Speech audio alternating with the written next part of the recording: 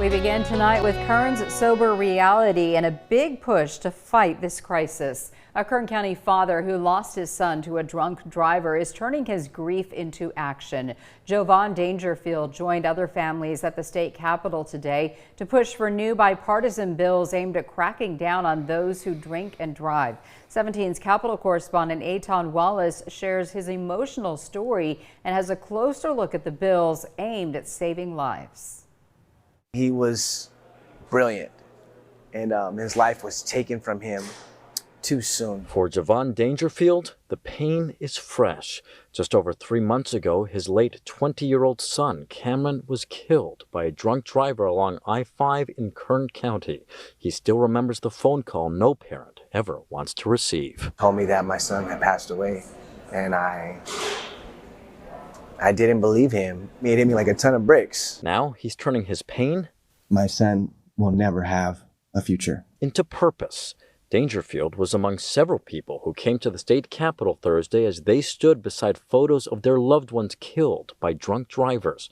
Those here pushing for new bipartisan bills to crack down on Californians who drink and drive. One goal: keeping drunk drivers off the streets and keeping our streets safe. State Senator Bob Archuleta of Pico Rivera authored one of the bills that would classify gross vehicular manslaughter and vehicular manslaughter while intoxicated as violent felonies under California's 3 strikes law.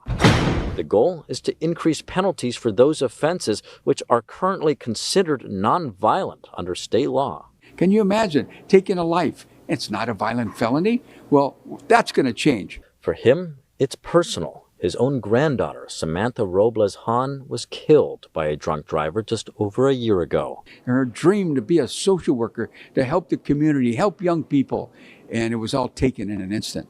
That's the tragedy. Another bill will require anyone convicted of drunk driving to use a breathalyzer or an ignition interlock device before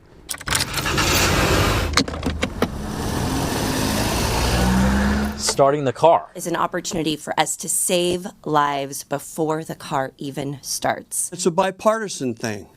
Thank God. And then there's a bill by Tracy Democratic Assemblymember Rhodesia Ransom that would allow judges to place a no alcohol sales notice on driver's licenses of repeat DUI offenders. All of it in a state that, according to the California Office of Traffic Safety, saw nearly 1,500 people killed in alcohol-related crashes in 2023. This is entirely preventable, and this bill addresses the root cause of the problem. The very least that we can do is put our money where our mouth is and take it seriously. And this historic day is a step, at least in the right direction.